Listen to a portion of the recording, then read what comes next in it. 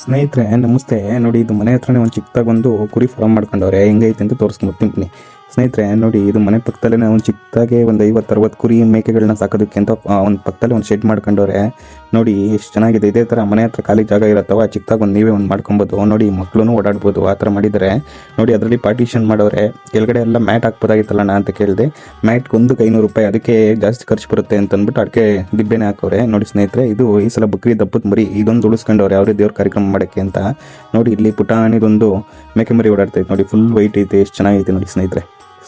ಹಂಗೆ ನೋಡಿ, ಇದು ಬಂದ್ಬಿಟ್ಟು ಮೇಕೆಗಳು. ಪಕ್ಕದಲ್ಲಿ ಈಗ ಹೊಸದಾಗಿ ಕುರಿಗಳು ತೊಗೊಂಬಂದವ್ರೆ. ನೋಡಿ, ಇದು ಒಂದು 10 ಕುರಿ ಮೊನ್ನೆ ತೊಗೊಂಬಂದ್ರಂತೆ ಬಕ್ರೀದಲ್ಲಿ. ಮಾರಾದ್ಮೇಲೆ ಏನು ರೇಟ್ ಕೊಟ್ಟು ತಂದಿರ್ಬೋದು ಅಂತ ಅಂದ್ಬಿಟ್ಟು ದಯವಿಟ್ಟು ಏನಾದರೂ ಗೊತ್ತಿದ್ರು ಒಂದು ಕಾಮೆಂಟ್ ಮಾಡಿಸಿ. ನೋಡಿ ಸ್ನೇಹಿತರೆ, ಇದೊಂದು ಉಳಿದೈತೆ ಟಗರು. ಅದೇ ಈ ಸಲ ಬಕ್ರೀದಲ್ಲಿ ಉಳಿದಿರೋದು. ಇದನ್ನು ಇವ್ರಿಗೆ ಮನೆಗೆ ಅಂತಲೇ ಬಿಟ್ಕೊಂಡವ್ರೆ. ಸ್ನೇಹಿತರೆ ನೋಡಿ, ಅಲ್ಲಿ ಕಾಣಿಸ್ತಾ ಇದೆಯಲ್ಲ, ಅಲ್ಲಿ ಮೇಕೆಗಳು ಕಟ್ಟವ್ರೆ. ಆ ಮೇಕೆ ಒಂದು 4-5 ಮರಿ ಹಾಕಿದೆ. ನೋಡಿ, ಇಲ್ಲಿ ಓಡಾಡ್ತಾರೋ ಮರಿಗಳೆಲ್ಲ ಅವೇನೆ. ಬ್ರೀಡಿಂಗು ಇಲ್ಲೇ ಮಾಡ್ಕೊಂತಾರೆ. ನೋಡಿ ಸ್ನೇಹಿತರೆ, ಹಿಂಗೆ ಮನೆ ಪಕ್ಕದಲ್ಲೇ ಒಂದು ಸ್ವಲ್ಪ ಖಾಲಿ ಜಾಗ ಇದ್ದಾಗ ಈ ಥರ ಶೆಡ್ ಮಾಡ್ಕೊಬೋದು. ನೋಡಿ, ಇದು ಫುಲ್ಲು ಕ್ಲೀನಾಗಿ ತೋರಿಸ್ತಾ ಇದ್ದೀನಿ.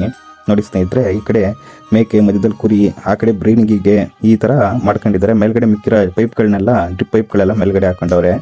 ಈ ಥರ ಸಣ್ಣದಾಗಿ ಮನೆ ಹತ್ರನೇ ಮಾಡ್ಕೊಬೋದು. ಸ್ನೇಹಿತರೆ ನೋಡಿ, ಲಾಸ್ಟಾಗಿ ಮೇಕೆ ಮರಿ ಎಷ್ಟು ಚೆನ್ನಾಗಿ ಕಾಣಿಸ್ತೈತೆ.